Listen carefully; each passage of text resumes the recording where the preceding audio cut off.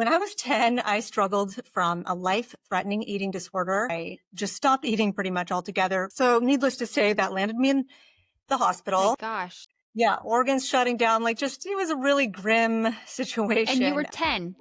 I was 10.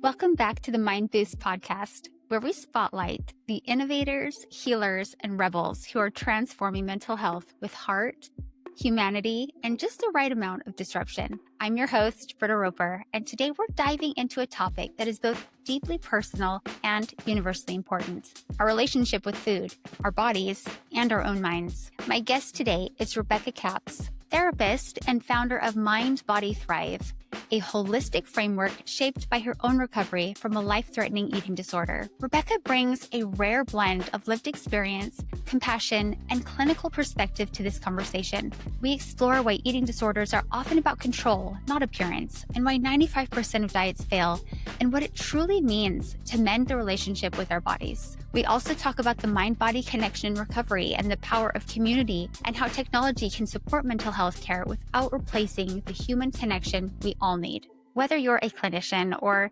someone on your own healing journey, or simply trying to make peace with food and body image, this episode offers a grounded insight and real hope. Let's jump in. So, Rebecca, thank you so much for coming on here today. I am just really delighted to learn more about what you are doing with Mind Body Thrive. Yeah? Am I getting that Yeah, right? This you is so are. exciting. Absolutely. Okay. Thank you again, Britta, for taking me on here. Mind Body Thrive was born out of, I would say, a necessity because let's just take it back. Yes. When I was 10, I struggled from a life-threatening eating disorder. Oh my gosh. And I think there's a lot of misconceptions out there that it's because you want to look good Yeah. or there's just a lot of misconceptions, basically. And for me, it was about control and controlling my environment and my life. And I started out innocently enough. I was dieting like most people do in this culture, but then I want to say in like a 6-month period, I just stopped eating pretty much altogether, short of like having celery sticks, I think, and like some water. So needless to say, that landed me in the My hospital. gosh. Yeah, organs shutting down, it was a really grim And you were situation. 10. I was 10. Honestly, it was Yeah. very young. Honestly, the youngest to this date that I've treated is 5. So they're getting younger and younger, but yeah, 10. And that I thought was really, really young.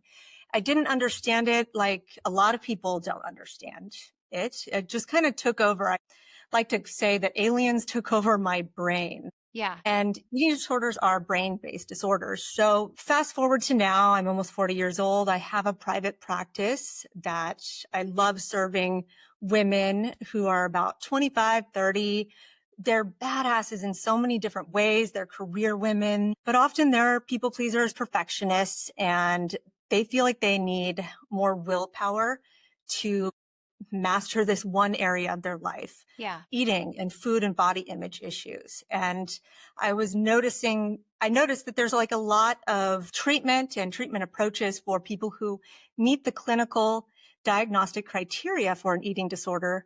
However, there's less of a focus in our culture for women and individuals who are suffering, but they don't meet that clinical criteria. So Mind Body Thrive, to actually get back to your question, was born out of a way for me to create more prevention and education around the insidious nature of diets.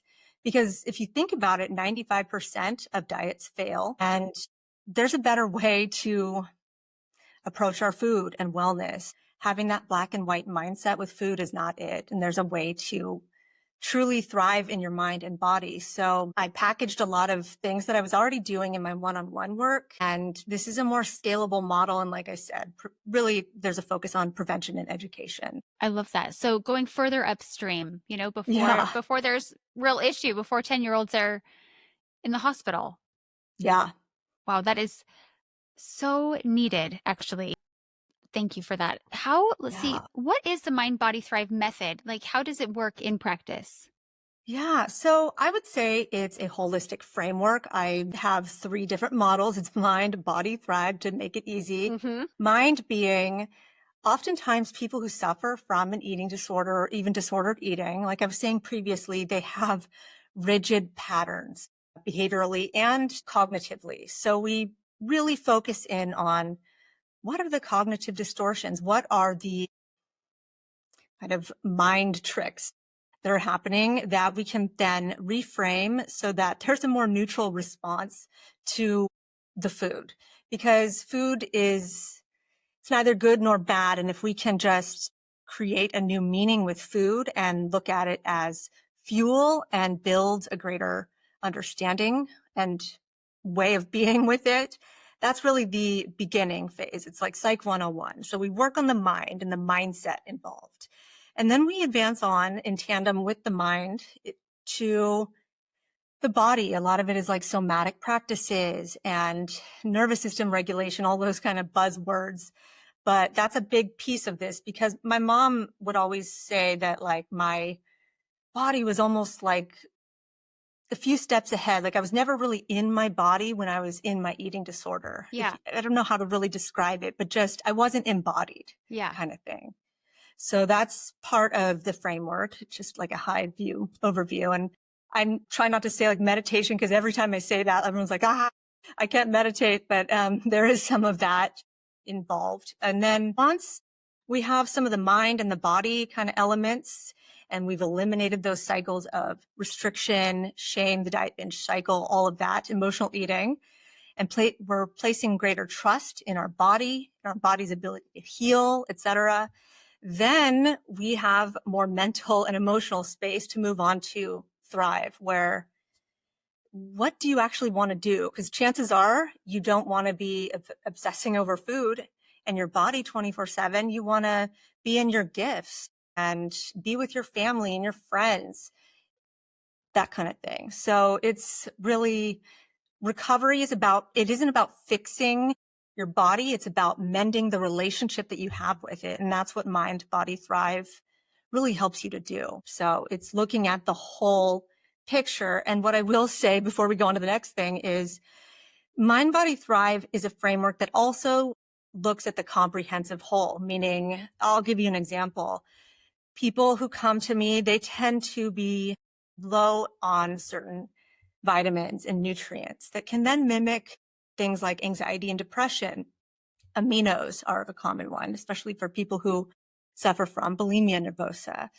Zinc, I often see that being really low, vitamin B, things like that. So ideally we do like a full blood panel and that kind of thing to look at what's really going on behind the scenes. Because I love talk therapy, obviously, and therapeutic interventions, but that's very limited when like the brain function is not firing on all cylinders. And eating disorders are first and foremost brain-based illnesses. So that's kind of like a long-winded way of saying that's kind of the Mind, Body, Thrive framework. Wow. I mean, everything that you just said really resonates with me. I wouldn't say that I've had an obsession around diet culture per se, but I did grow up in a really chaotic home. I was the youngest of 5. My mom was a single mom, and dinners, regular meal times just wasn't really a thing. And I just kind of grew up like not eating. You know, she didn't make food, just kind of like grab whatever I could, a random bowl of cereal here and there. And I just kind of learned that, coupled with being, you know, affirmed that I was skinny all the time. Like that's something that in environment where I didn't get a lot of attention, but I got it for that, I think affirmed to me, okay, stay skinny, you know? And so I feel like I've never been diagnosed anorexic. To see me, oh, you would say she's thin. I don't think anyone would say that have a disorder yet. I've been, you know, just slightly underweight most of my life.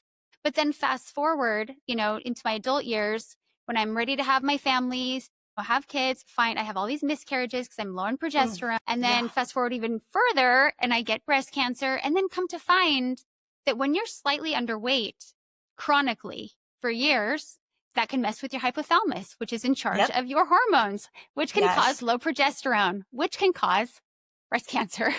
So I'm like, oh my gosh, I had no idea the ripple effects of just being slightly underweight and, you know, just not really, like you're saying with the Mind, Body, Thrive, that part, you know, I haven't been like, I can't eat this. I I don't really love food. And so that would be my issue. But now I feel like in my younger years, I could compensate. It was fine. But now that I'm in the midlife, I'm like, oh, I feel so yucky come 2 o'clock in the afternoon, so I love your approach. I love this, having a panel done first. Cause someone in my situation, I mean, there's deficiencies that go way back.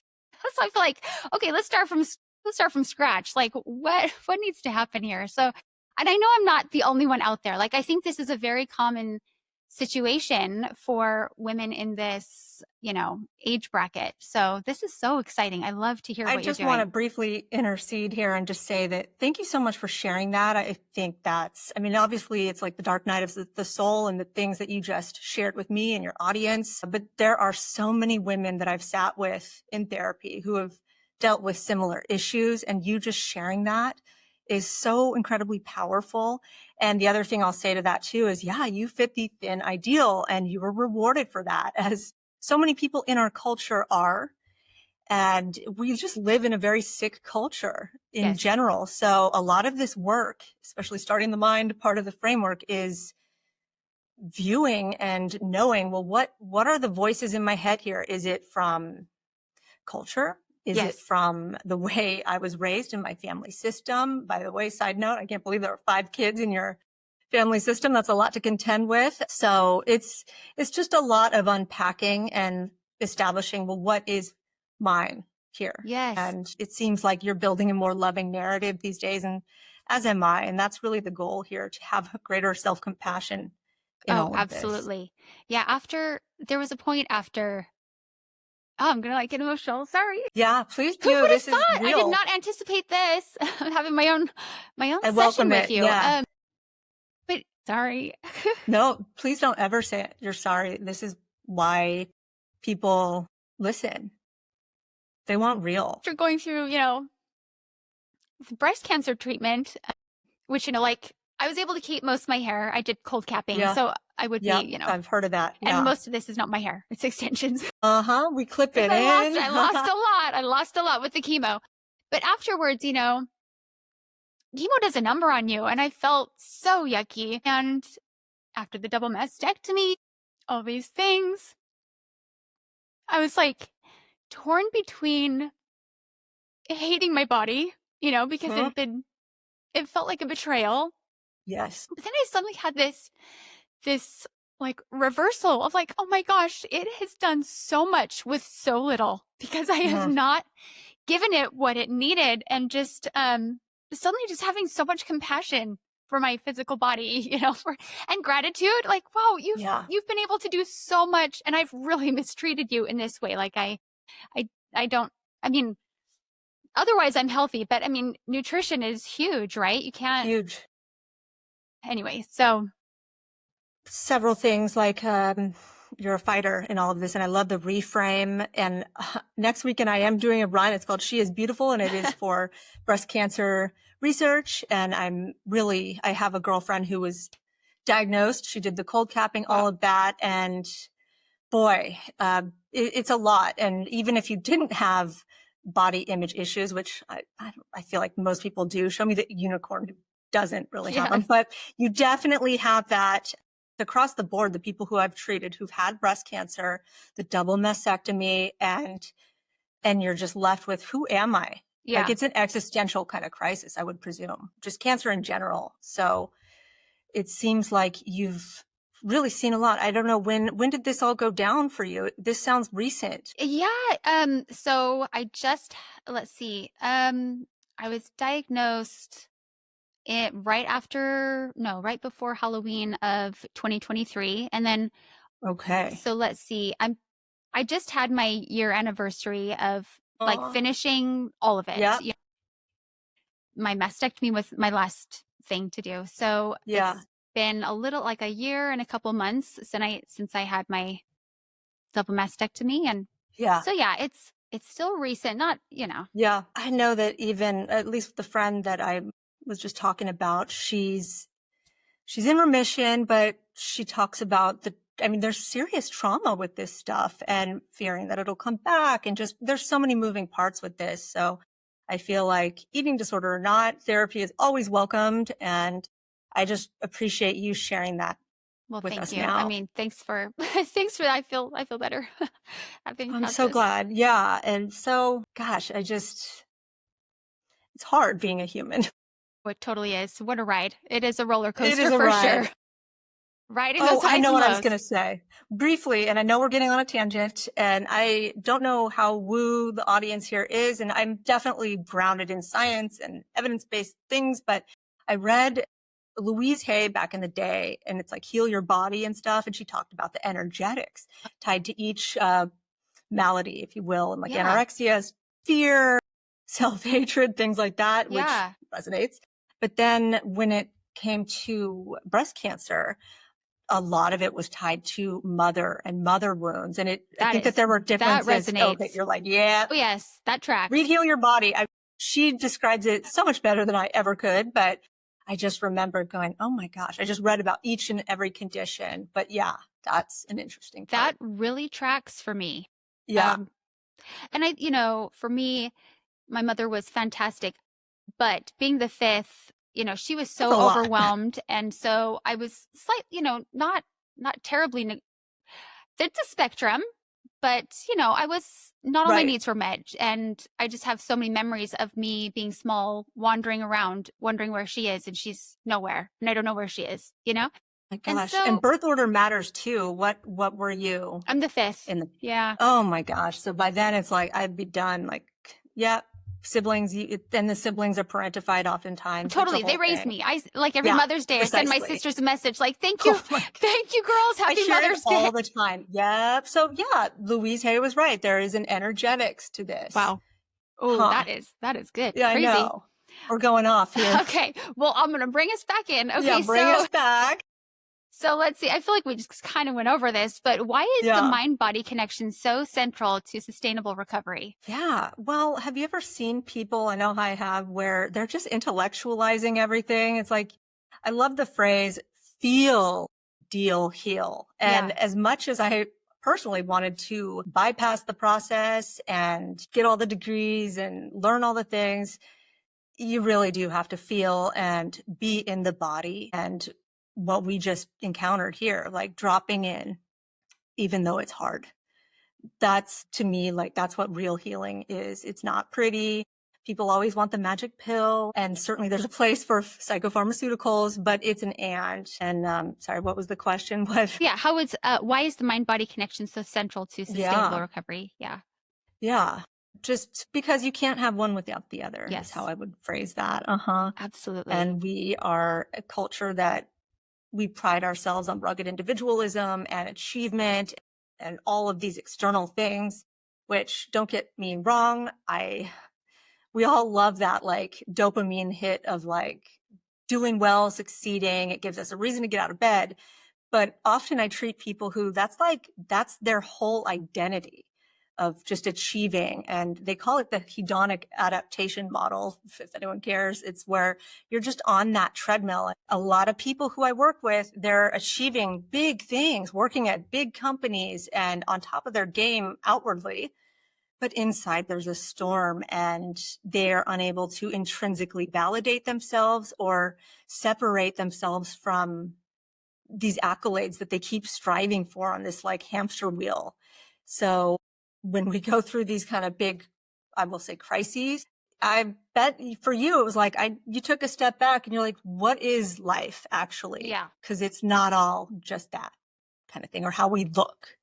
Absolutely. So Yeah. tell me about your practice a bit. So you Yeah. have in person, Yeah. and then you also have coursework that's virtual Yeah. and workshops and things, right? So tell us about that. What all are your Yeah. offerings? So thank you for asking. I've been doing the in-person, like regular private practice for like 15 years, but I realized I could not meet the demand because if you thoughtfully consider it, 30 million people, maybe even 35 at this point, but 30 million Americans alone, 70 million in globally actually suffer from an eating disorder. That's a Wow. lot of people. So, I mean, yeah, I see 25, 30 clients, but that's just a blip on the screen. I want to have a bigger impact. For sure. And also from a business perspective, make it scalable and Absolutely. all the things, right? So Mind Body Thrive, like I said, was born out of that and the desire to focus on education and prevention. And I want to start really young. So this next month, I'm going and speaking in high schools and trying to Amazing. right, tackle this as early as possible. Ideally, I'll even go into like elementary schools, but I'm starting with high school. And Mind Body Thrive is a digital platform. I just got a beautiful, wonderful business partner who she's amazing with tech. I am not. So it's a perfect blend, but she's also a clinician. And we both are in recovery from an eating disorder. So we've built this platform and we have courses. We're envisioning other elements like I love this. This is a tangent, but just Sakara is like a meal delivery service. We're going to pair Yeah. with them. Have you heard of them? They're really No, but great. that's brilliant. Yeah, just to kind of optimize, because I'm thinking about all the different ways that people like they throw a wrench in why they can't Yeah. eat in a way that serves them. And Yes. one of them, it's like time, or I don't like to cook. So like Totally. we've envisioned all the things, and I have all the grocery lists and the recipe guides. That's what they all want. What is it they say in business? It's like sell the sizzle, but give them the steak. And so I have what they want, the Yeah. sizzle, but underneath it, what you don't technically market, but is very much a part of this is it's about mindset. And like I said previously, learning those thought errors and how to be embodied. Wow. So it's a long and winding way of saying that it's a list of mind body practices and ways to package my services in a way that's really scalable. And it's also a community of women who have been through similar things. And I strongly believe that we do not heal in isolation. Yeah. Eating disorders and addiction issues, because often they're kind of simpatico, they thrive when we are in shame Yes. and not talking about this. So I have all the tools and all the things that they want, but like community is a really big part of this. So that's really what the platform is about. So is this an app? Great question. That's what my business partner and I have strongly been talking about. Not yet, but that's But in the works. that's part of the 1 to 3 year plan, because that's really the trend of where we're going. I love using analytics and things like that. And I think that even like things like AI can be tools, Yes, for certainly sure. not a replacement. Like it's never going to replace human to human connection and things like that, which is why the community exists. Yeah. But I think that we can really lean into some of these tools. And I know a lot of people, they cringe when they hear that, but I'm just embracing it. I think it's brilliant. And I love the community aspect because, Yeah. I find, and I hunger for that. Mm. In all the different endeavors that I kind of want to Yeah. start when I'm on a new journey, I don't want to be alone. I Yeah. want to have someone that I'm checking in with and like who's going to be celebrating, the small victories with me and, just have some little chatter about it throughout the day. I feel like, especially in midlife, it can be kind of a lonely part of Yeah. life, and so I think that's so brilliant. I love that. I just joined a women's gym. It's called Sage Society. And it was the thing that I didn't know that I needed. And I've made so many great girlfriends. All of them were going to do that. She has Beautiful Run. And it's just, I agree with that. Like when we hit that midlife, it gets harder. We're in business, we're doing all the things. And it's not like college or high school where you just have all these friends and la-di-da. But you're short on time. yes, amen. That's right. Yeah, wow, that is so great. So let's see. Where do you see risks or drawbacks with the rise of tech and mental health? I was saying, like previously, I do feel that there is no replacement, right, for that for sure. human connection. What else? I guess the challenge is, for me at least, learning the tech, which is why I feel like when I did a SWOT analysis, I looked at my weaknesses and I'm not great with tech. So who do I need to hire? Who do I need to bring in? And it's also not always as like, I don't know if you use ChatGPT, which I love, we all love, but it's not always correct. So it's like there needs to be some checks and balances with that. And it's not the end all be all. So I do use it. I have a column and I write and I utilize some ChatGPT and Hmm. AI, Yeah. but you don't want it to sound like this carbon copy of just like robotics. I don't know. Like I can always tell when someone's writing their emails or their columns and they just didn't put any like human element Yes. into that. I think that that would be one challenge. Then there's like in my industry in therapy, it's the data breaches. You have to be really Yes. careful. Obviously, like you don't use ChatGPT or things that are not HIPAA compliant for writing notes. But I do know that they have now, apparently, I haven't used it, but like HIPAA compliant kind of AI notes, which sounds amazing because that would cut your note taking time in half. Totally. I need to get on that. I'm trying to think of what else. I mean, do you have any thoughts about this? Because I'm just now entering that landscape and putting one foot in the digital kind of tech stuff. I love what you've said. Yeah. Yeah, yeah, I mean, it's definitely a balance, right? It can be such an incredible tool, but not without human intervention and oversight, right? yeah, Checking, absolutely. checking and making sure it's all accurate and things of that nature. But yeah, Yeah, like I do love efficiency because it helps me to optimize the business and just life, but efficiency over depth or the human connection yeah, is the challenge, I would say. for sure. So it's a balance. So what has been the most rewarding part of running Mind Body Thrive? Yeah. Well, I would say I've spent an ungodly amount of time in school, learning the craft, all the, right, like all the different healing modalities. And that's a certain kind of muscle to flex. This is a new kind of muscle for me where I'm having to shift this mindset, not only from one-on-one kind of work, but from clinician to CEO and really embodying that. Because as someone who really struggled and still to some level with being out there, like I'm good at writing. I like to be behind the scenes. I'm definitely not an extrovert. So talking, doing talks, being visible, being a CEO, that is a lot of visibility that when you are used to shrinking and hiding, which sounds pitiful, but it's just the Oh, truth. I get it. I get it. Absolutely.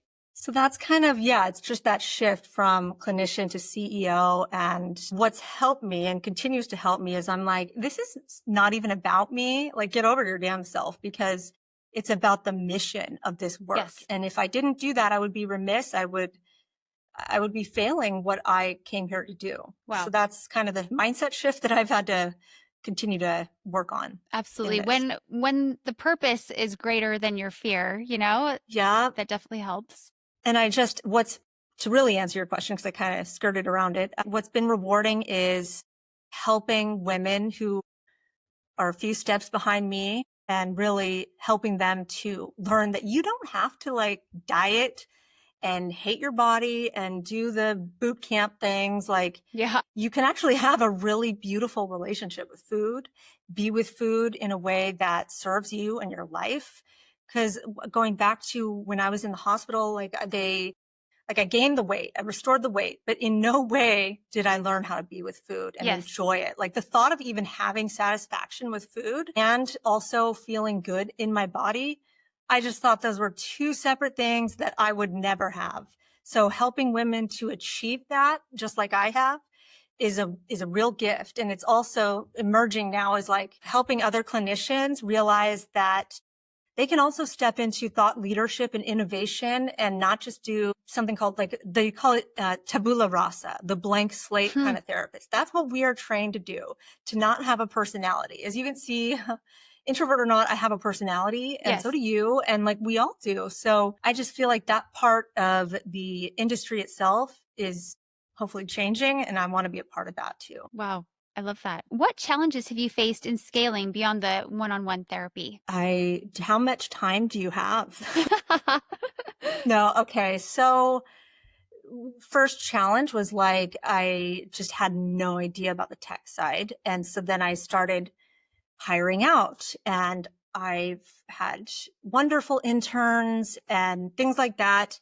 I did hire someone last year who she was a coach. I'm not here to name names or to like disparage people. It was a lesson learned that Coaching is a largely unregulated industry. It's Yeah. very different than therapy. Okay. There's no board of behavioral sciences to report to, et cetera. So we have to be really careful in who we hire. Now I have an eye for this, I would like to think. So I've had to pivot a lot in terms of the team and who I let into my energetic field too, not just business. Yes. So that's been a huge learning curve, as well as I think that like a lot of us think we know what people want, but honestly, no one comes to me and they're like, I want to learn how to intuitively eat. No one says that. So it's really learning to ask the audience, ask the community, the people that you are serving, well, what is it that you want? And then you build that versus like what I think they want. Yeah, So that's been a big learning experience, I'd say. absolutely. Gosh, what a journey. Let's see. Yeah. What are you currently finding most difficult as a business leader in this space? Okay, that's a great question. There's a few things, and I won't go over what we have already talked about. I have found that specifically in the intuitive eating therapeutic space, Mhm. a lot of the people are very well-intentioned, great therapists, whatever, but they are coming from diet binge cycle and then yay, they find intuitive eating. And then they're very like adamant about that. And don't get me wrong, I love intuitive eating. But I find that with clients, there's a huge barrier of entry. Like when they first come to me, I'm not going to be like, let's intuitively eat because they have hated their body and not listened to any of their hunger or fullness cues. I'm guessing for years, Yeah. oftentimes. So just saying like, let's just listen to the body is not it. And I feel that there are a lot of therapists who that's just the soapbox that they're on Mhm. instead of like meeting the client where they're at. So that's a big part of it. And also, I would be remiss if I said that food isn't mood. And I know that a big thing in the intuitive eating kind of landscape is, and I like the idea of all foods fit. Okay. But like as someone who just went through cancer, for example, just having all this sugar all the time isn't going to help you heal. So Yes. there's got to be a nuanced conversation. But I would be skewered if I said that out loud and in that kind of zone and that Wow. landscape. Okay. It's kind of black and white and really interesting. And they'd be like, you're immersed in diet culture. And it's like, okay, like I get it. And I get that like, you're not going to say this to someone who's in active like anorexia, because they do need to gain weight and they need to eat whatever they can to gain weight. But this, like I said, is a nuanced conversation and food is mood oftentimes. So it's not about a one size fits all framework or approach. Wow. I love that. That's a really important distinction to be made there. That's Yeah, thank you. what advice would you give therapists who want to diversify into courses, groups, digital programs? Yeah, well, I would trust your intuition here because at the end of the day, there is absolutely a cap on not only your earnings, but your impact. Like, I bet you're doing great work, awesome, golf claps, but trust that intuition. And then I have had a few people who, like mentors, Yeah. who I've invested in, surrounded myself with, who are actually doing the thing that I'm like really wanting to do. So the advice really I would say is to surround yourself with, hire people who are going to help you. I would say like, for example, my first ever big hire, his name is Joe Sanok. He's another podcaster of the Practice of the Practice. He's got a mega business and he helped me with a lot. And that was the first year that I had like multiple six figures this was back in the day, like Yeah. private practice stuff, but just you can kind of hijack the system or like fast track if you hire someone who can give you Yes. that framework is Yes. basically what I'm trying to say. Absolutely. Hire out for the things that you're Yeah. not strong Oh, in. yeah. Like follow your Totally. strengths. That's another one. Huge. Because so many people are like, I'm just going to do it all and save all the money. But are you saving time? Are you really Yes. saving money? There's so much to unpack with that. So Oh, that's what I would say. that is really sound advice on the Thank you. business end of things. Thank Yeah, you. yeah, yeah. So looking ahead 3 to 5 years, where do you see Mind Body Thrive evolving? Great question. I would like to see it as emerging from like, it's sort of like some blend of therapy, but we It's more of like a coaching model where there's education, community, and like we were previously talking about, ultimately tech-driven tools where there is that app, and to make healing more sustainable and inclusive. Because if you thoughtfully consider it, I want to say like it's like 60 or 70% of people, one of those two numbers, they don't even seek treatment because there's a lot of reasons. Obviously, I think it was in the 90s when I went and got my treatment. That was $250,000. That Oh was my in the gosh. 90s, okay? With insurance, might I add. Oh my So gosh. the barrier of entry is pretty high cost wise, as well as, I mean, there's still a stigma. I can't believe it. It's 2025 and we're still dealing with people like not wanting to talk about mental health. Wow. So, I mean, I could go on and on about all the different wrenches that are being thrown, but I view Mind Body Thrive as really offering prevention, education, sustainability, and inclusion for those like mind body like healing practices that are also scalable solutions. I have so loved this conversation. Oh, you're so sweet. Likewise. This Let's like do it I again. feel buoyed. My energy is flowing. Like this is so great. I'm so inspired by what you're doing. Obviously, firsthand experience, I know how important it is Yeah. and the impact, when people are finally nourishing their bodies. Yes. Wow, just imagine if people all felt well enough to actually go and live their lives and Yes. had the energy for it. So, this is so exciting. Thank you so much for coming on here Thanks for today. having me, Britta. Thank you so much. Well, I look forward to sharing this with my peeps. And could you tell us before we hop off here, Yeah. if people are listening and they want to get in touch with you or they want to follow you, where can Yeah. they find you? So you can go to mindbodythrive.com and there's a bunch of freebies. You can also reach me at rebecca@mindbodythrive.com. And on Instagram, my handle is Rebecca Caps Wellness, and I'm soon to be acquiring the Mind Body Thrive handle as well. But for right now, it's Rebecca Caps Wellness. Thank you.